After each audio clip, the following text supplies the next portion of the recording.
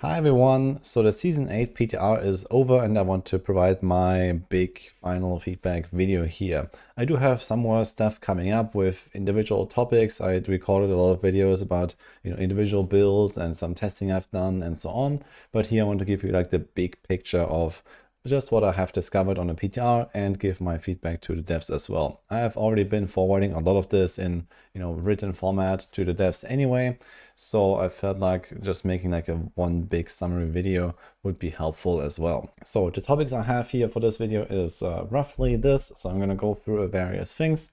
But if you have seen anything about the PTR or the patch notes, I will also link them down there. There's also some other links to my videos, for example. But we do get a lot of updates in Season 8 that are actually looking pretty solid, I think. But there are things that still need improvement, and there's also lots of like long-term changes that I would hope to see. But yeah, I'm going to be talking about the new progression, the season, then the new boss system, the class balance, and then a little bit about each of the classes, and then some of the like long-term hopes and objectives, I guess. Before we continue with the video, I want to give a shout out to today's sponsor, boot.dev. They've created a platform that makes it easier than ever to get into programming and polish your skills. They believe that the easiest way to learn code is to make sure that you're never bored, and this is why they have designed their courses to feel more like a game and less like a chore. The only way to really get into programming is to get your hands busy and write a ton of code, and this is exactly what the tasks allow you to do without ever feeling like you're getting stuck, because they have tons of tools to help you out. In these courses, you're going to learn backend programming from start to finish in the Python and Go languages. You will earn XP, levels, achievements, and you can even rank on the global leaderboard if you really want to be competitive. And if you ever feel like you're stuck and you can't progress, they have Boots, the powerful bear wizard AI that helps you understand the problem and guides you towards a solution. Compared to attending a university course, boot.dev is a way cheaper solution and allows you the flexibility of doing it all at your own pace and from home. They offer both a monthly and annual subscription, and you can cancel in the first 30 days, no questions asked. So if you really want to learn coding and that convinces you, then go check out boot.dev with the link in the description or the pinned comment below, and you get 25% off your first payment to boot.dev by clicking that link or using my code. And now, let's go back to the video. So let's get started here. The new difficulty, progression, and the pit. So if you're not aware, the game has become a lot harder in Season 8. So they rebalanced monster life values mostly, but also the damage. And the idea is generally that it's way harder to get into Torment 4, and it's way harder to go up in the pit. In fact, it is extremely unlikely we're going to see a pit 150 clear or anything remotely close to that in Season 8, outside of like really game-breaking bugs and exploits on the Season 6 Spiritborn level, for example. We will not have any of that. What you see here is like a rogue right now, and this is a very strong build in Season 8. So this is not the best build out there, but it's pretty good. And this can kind of blast through a pit 100 right now, for example. And we see other builds also like somewhere in that range of like pit 100, 110. I've heard like the highest clear on the PTR was like 120 with Sorc, but that is also partially due to some bug abuse. That is very likely to get fixed. And then it will be a little bit less than that. But yeah, somewhere in that range, we're going to see the top end builds ending up. And I think that is actually pretty well done. It does make Torment 4 feel a lot more interesting to progress into. But on the other hand, I think a lot of people will just not get there. This seems to be kind of the idea. They also said that Torment 4 is going to be more aspirational than it was, because previously a lot of people went there and there was never really the idea behind it. And I can kind of get behind this. There's not really a big reason or incentive to really go to Torment 4 over Torment 3. It's kind of like an extreme jump in difficulty, but a very small jump in any kind of rewards you're getting. It's mostly kind of like a personal goal, or maybe something for the season journey, or just gives you something to do basically. And I think that's fine. What I really wonder is why is there really nothing that we really care about in Torment 4, for example? So I would like to see maybe, you know, some kind of like higher item rolls or some kind of like new items or anything like unlocked there that would give us a little bit of a reason to do that. Because right now it's like, okay, I can just as well stay on Torment 3 and I don't ever have to really, you know, try to do like, you know, a lot of the grinding, a lot of the progression or optimization in my build, for example, in order to really do that last step. And then of course, you know, there's also the pit where you can like go even beyond that. Like some builds like absolutely destroy Torment 4 still anyway, like this here, tier 100, if you can do that, you will absolutely one-shot everything in Torment 4. So some builds go still way too far basically above that and have a way too easy time, and other builds will actually struggle going into Torment 4 at all. So that is still not really in a good spot, I guess. But overall, I do like that Blizzard has been trying to make the progression a bit more meaningful, a bit more interesting. So that is well done. However, when it comes to the pit and especially the glyphs, we will definitely see a lot of builds that will not be able to max out their glyphs. And I think that point specifically is going to be an annoyance for a lot of people. Like right now, I think a lot of people kind of like finish their character and, you know, at some point you're just done with it and then you may go to the next or you come back next season or something. And I think a big part here are the glyphs. It's quite satisfying to finally finish them and then, you know, have that maxed out glyph and, you know, your character is ready basically. And well, the reality is that even with strong builds like the ones you see here right now, almost everyone will not finish their glyphs because there's not that many builds that can get close to bit 100. You'll have to do at least something like a 95 plus pretty reliably to get there. And not many builds will do this, and that also means like really decked out builds, like, you know, like min-maxed, and then you have to like, you know, maybe try a little bit and so on. So realistically, we're gonna see a lot of builds not being able to do this, which I guess might be fine, but on the other hand, I think it might also upset a lot of people. I think maybe a not bad solution, honestly, would be to just lower the cap of glyphs to something like 80, for example. So this could very slightly bring down the overall power creep in the game, which is like completely ridiculous at this point. And it would actually allow basically most builds, including some of the more meme options, to actually finish a glyphs, because 20 tiers down in the pit and the new scaling is, you know, a ridiculous value. I'm not sure exactly, but something like a probably times 20 or times 30 multiplier or something like that, in terms of like, you know, less damage you need to have in order to complete them. So that will make it much easier to cap out glyphs. It will also just shorten the grind of capping out the glyphs, which I think is not a bad idea. Now let's talk about the season theme, the powers and the zones a little bit. So the season theme is something very unoriginal. This is basically witch powers 2.0 or like empire powers 3.0. So we get like kind of like the same stuff again. But this time it's boss powers. So you go kill some bosses and then you get like, you know, the Ashaba breath, and you get like the Lilith boils, and you get like the Avarice aura explosions, and, you know, all this kind of stuff. You have just seen some of the clips there, like the Belial eyes. I think the idea of like killing bosses, getting like some reward for it and some kind of character progression in general is cool. This is not even something that I would necessarily like to see go away, but I think just the powers themselves are quite goofy, to be honest. So it's like very gimmicky. And the thing is that, at least on the PTR with the balancing that we had, a lot of the top builds actually completely revolved around those powers, and we didn't actually have any real builds, let's say.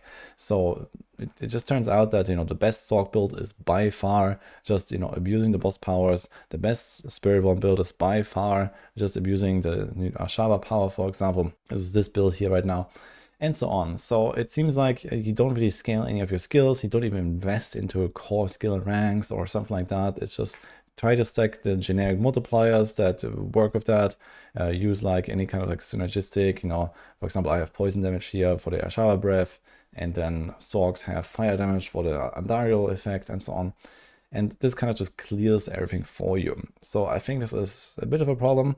Now, of course, these are the new powers. This is the boss theme and so on. And, you know, it's fine to have builds revolve around these things, but they are just like way too far beyond the rest, at least for some classes.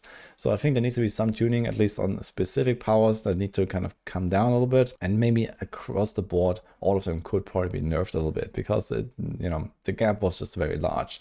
There's like maybe 1 or 2 classes where it is not really the case, like on Barbs, I think they don't really have something super crazy, but they do have the option to make something around it. And I think that's so similar for Necros as well. They also seem to have like relatively good stuff. For Druids, yeah, maybe it was also kind of close.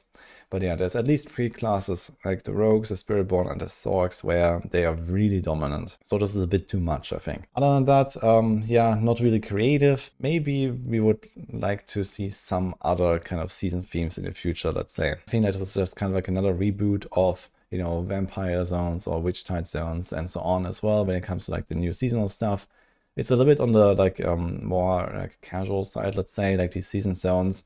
They are not so involved like the witch hunts, for example, that we had in season 7. It's more like, okay, there's like a little event that pops up somewhere in the open world. You go there for a few minutes, that's it. And it's not like you kind of stay there and do like tons of objectives or something like that. So you are going to be more focused on other content, which I think is good, because for example, in season 7 or in season 2 back then with the vampires, it was like way too narrow, just focus on the new season zone and nothing else, because it was just so overpowered, so dense, and you know, everything basically you got there. So it's good that this is, yeah, not that crazy, and you're gonna be done with the seasonal part of the grind much sooner than in the past, I think. So you're probably gonna spend like a few hours or so ranking up your powers a little bit, and that's it. And I think this is fine. But yeah, I think in general, kind of like low creativity, but okay.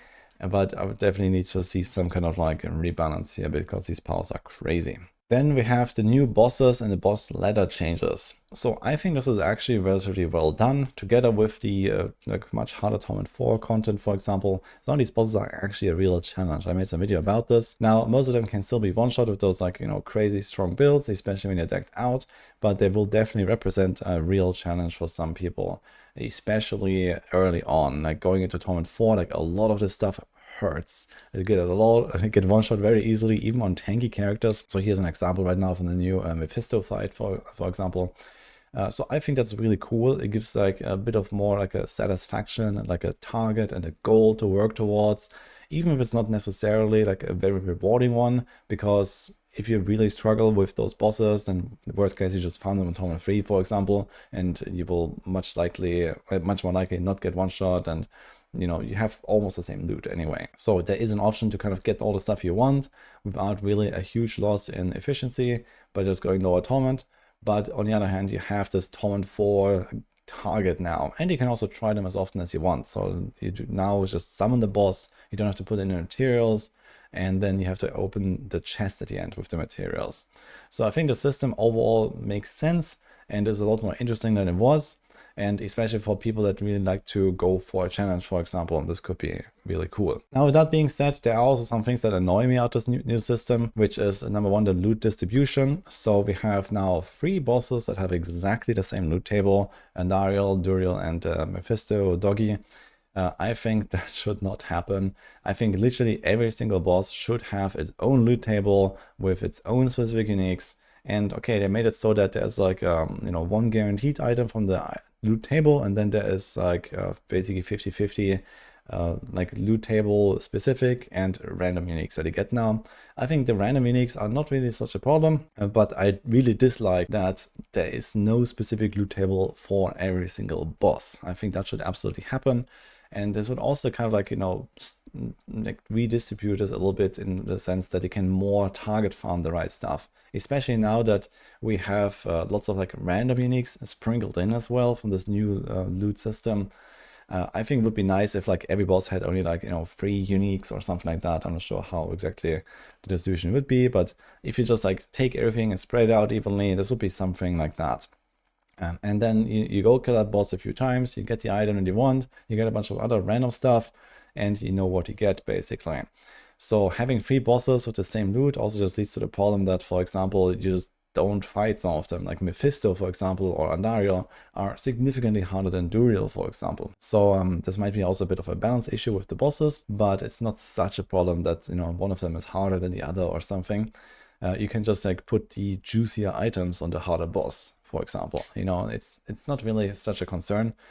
but I think it is annoying that they all have the same stuff, and I think this is really unnecessary. Then we also have Belial, for example, who doesn't even have any of his own loot table. I think this is a bit disappointing, so they just made a system where like you can choose which of the other bosses' loot you want here, and this is, yeah, that doesn't really feel good, to be honest. I think Belial should also have his own items, you know, put like maybe a higher mythic chance on him, or maybe put like the kind of like, you know, really juicy generic uniques on it or something like that, you know, some stuff that maybe builds want that, you know, are like established meta items, for example. So there's a bit of an accomplishment and a bit of like a feeling of a reward here, because Belial right now this doesn't feel good. The fight is actually very easy, and on top of that, he doesn't have any of his own items, so there's no really reward attached to it, so that feels a bit weird. And lastly, we also have this new reset timer. So when you actually defeat a boss, you have to open a chest, and then a timer starts that is like 30 seconds or something, or 20 seconds.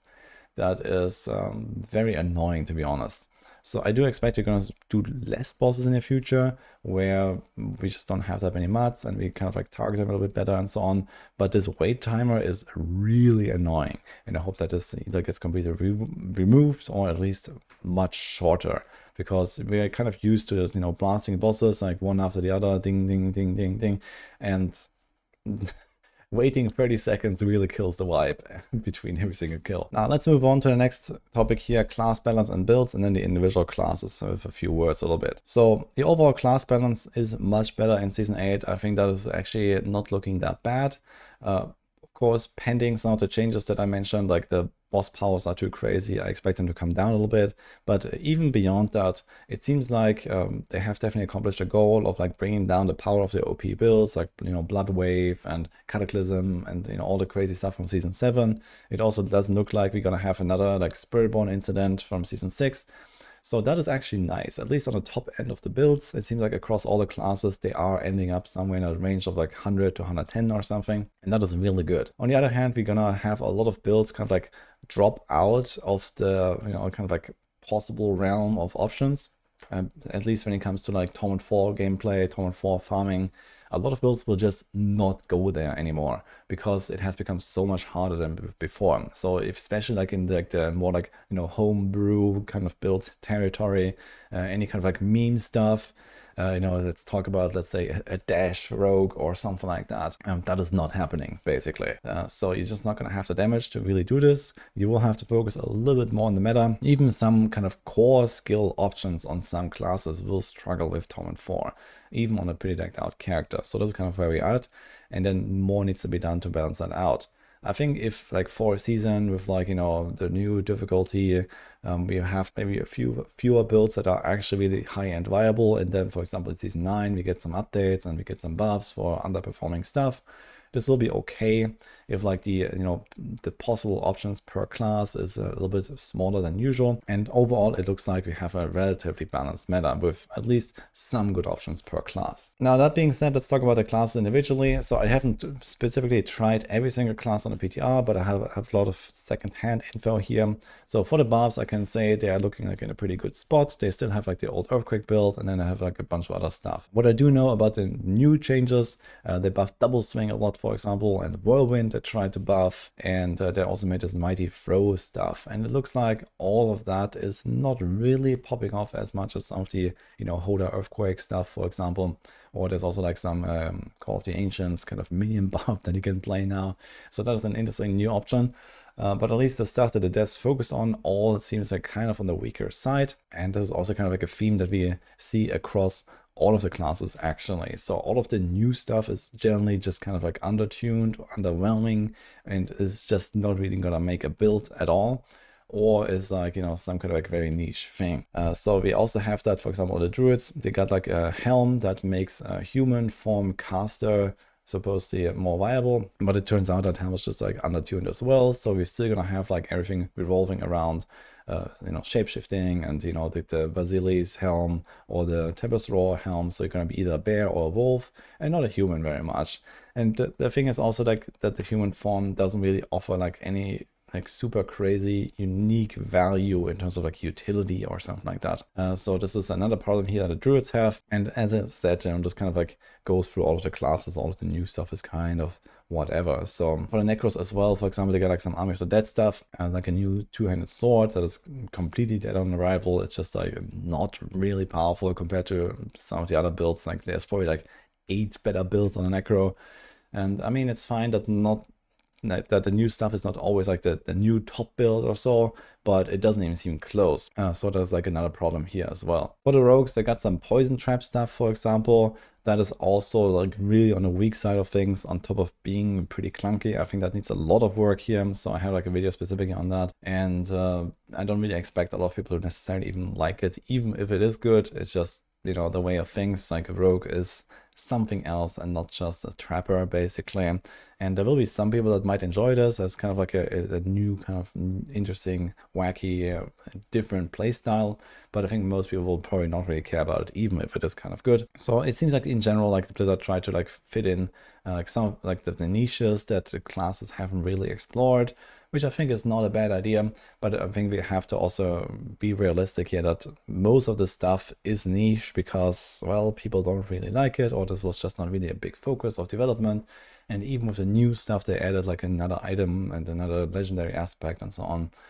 Most of the stuff is not really going to see a lot of play, even if it is good, just because, it's like, not part of the core fantasy and the core kit of the class. So if you see this most prominently on the rogues with the poison trap, then we have the Sorcs as well. They got like an ice shards thing. This is what you see right now here. It is actually fairly fun, but also like very undertuned here. It's just like Sorc is somewhat on the weaker side of things still. Overall, besides like this one big Undying build I have basically with the boss powers, and ice shards is just like really down bad. Like my feedback here would be to also make it maybe buff the enchantment. I also have a video on this build specifically, but it feels really sad that, for example, the Ice Shards enchantment that I really remember and cherish from like back in the day, basically in season 1, I played an Ice Shard Sorc and it was super fun, mostly because of the enchantment. It's like so useless and so little impact. So I hope that something would be done here, and overall the build just doesn't feel like as strong as it should, I think. And for the Spiritborn as well, they got like this new Righteous Fire-like ability, basically with a Sunbird's Gorget Amulet, which is actually something that I think people would be looking forward to. Like a RF build from PoE is very exciting and something actually new in Diablo 4, and I think a lot of people would like at least a good farming option like this. But it's like very undertuned and it just doesn't really do much damage and has a bunch of bugs. So I hope that something is done here, because this would actually give Spiritborn something new and refreshing. I think it would bring people back to playing this class after the Season 6 fatigue. So, this would be nice, but right now also really underwhelming. And then there's this Rushing Claw stuff, which, to be honest, I don't really like. It just doesn't feel like good. It seems more like an early game version of Toxic Skin. So you have kind of like a very similar playstyle, very similar rotation, but then it doesn't scale that much in the late game. And I think this is kind of like where this will end up. And that's kind of an okay niche to fill, at least. So that's like kind of my overview here and my general feedback about everything. As I mentioned, I do have individual videos on all of these topics, and a bunch more stuff is coming out. So you can also go watch those. And other than that, I've also been like, in talks or like giving feedback to the devs already anyway on a lot of this stuff.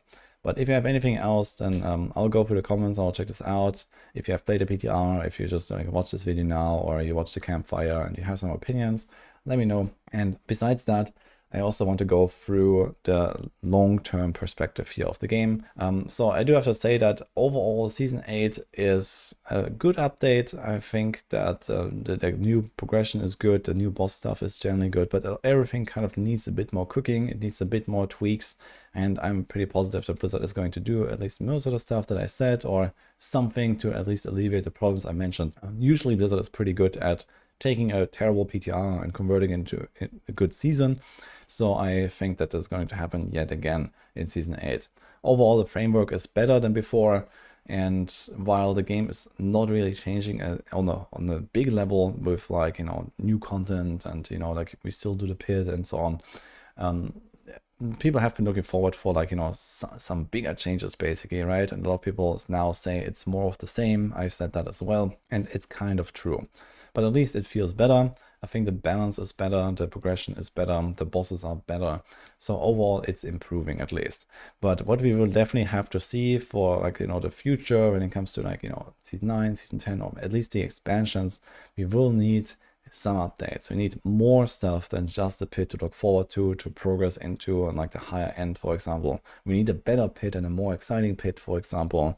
Like a lot of these contents that we have right now, like that were introduced, for example, in season 7 or season 6 with the expansion, like, you know, Krua's Undercity and, you know, Infernal Hordes in season 5, the Dark Citadel, like everything always just gets introduced and then it's just left untouched forever, basically. And it barely gets any tweaks, where I think that, you know, after a single season, you will have so much data and you have, you know, so much feedback and opinions about, you know, stuff that can be more fun, more exciting. All of the stuff is just untouched, basically. Even though there are glaring issues in some cases, or at the very least, there could be like, you know, more interesting stuff, you know, like Infernal Hordes could be updated to, you know, have maybe more interesting effects and boons and banes, for example. Krua's Undercity, it's always the same run. There's just like this random goblin that pops up like every 10 runs and that's it. Why is there not like more RNG and, you know, something more exciting sometimes that pops up? You know, like the pit, it still has like the problem that sometimes you just run out of monsters, for example. Even like, you know, 4 seasons in, like we just sometimes have to backtrack for like 3 minutes to find like the last guy in the last corner that we forgot or something like that. So these kind of things, it just mainly makes me like scratch my head a little bit. And I think we have to like focus on that stuff here. And then balance, as I mentioned, that, you know, a lot of builds will not be able to like really be on a Tower and 4 farming level, which I think for a season is fine as long as every class has a bunch of good options, which seems to be the case at least. Besides maybe Sorc, they will not really have that much outside of like their boss power builds and maybe something like Lightning Spear and maybe 1 or 2 others that kind of go there. So we'll have to see, but overall I think it's getting in a much better spot, but more improvements obviously are always welcome. And lastly, of course, bugs. Bugs have been plaguing every single season. Now it seems like Blizzard is more committed to trying to fix stuff, especially early on in the season. This is what they said at least, that they want to do some patches, like, you know, right at the start, for example, and then just, you know, kind of leave out the other mid-season patches and so on. I think this is a pretty good strategy, but they also need to really follow through with this. And again, we go on the PTR and a lot of stuff is just like not really working. Like, for example, some of the boss powers like don't exactly do what they say, or they're like missing some of the effects and so on. Or for example, like I tried some of the new Spiritborn stuff and then, you know, for example, an aspect didn't really work to buff the damage and it just felt bad and it was way weaker than it should be. So it's just kind of like the same thing over and over again every season, that at least on the PTR we get a lot of buggy stuff. We can't really test some of the things, and then the final patch goes live and we're not even able to really give feedback beforehand because we couldn't even try it.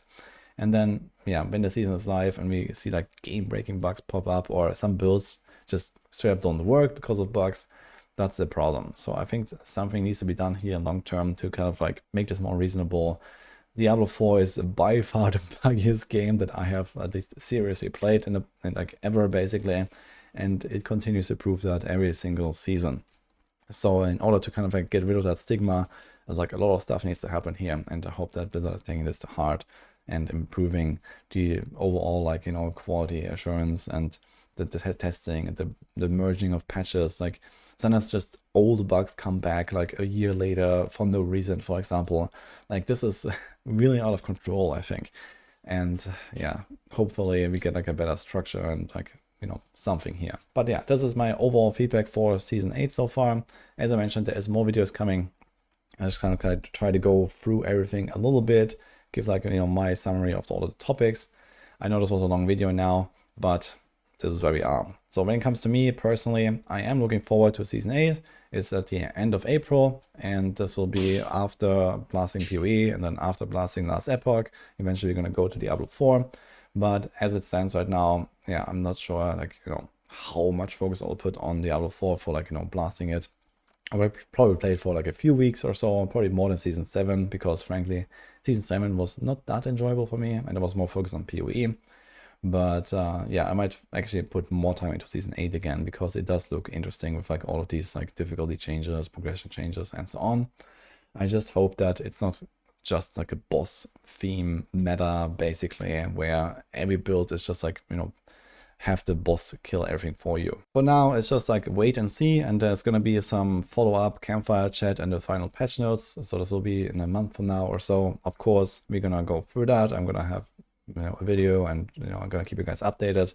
Of course, we're gonna update our Maxwell guides. Our guys have been blasting this PTR, have been hard at work to try to test everything. There was a lot of stuff, and we are ready to go, of course, so you can count on us. And let's just hope that Blizzard takes this away here, and they're really kind of cooking this a little bit more, because the overall picture is much better than before, at least for people that already somewhat enjoyed the game, which is the case for me. So I think it just kind of got better. But again, when it comes to this long-term stuff I mentioned here, a lot of the kind of necessary bigger changes have not been made. So that's a bit sad to see. Overall, the stuff that has been changed was good, but the stuff that wasn't changed is still missing, basically. So that's my overall verdict here. So, and I'm gonna leave with this. So I hope you enjoyed my summary here, my feedback. Let me know what you think, and I'll see you guys next time.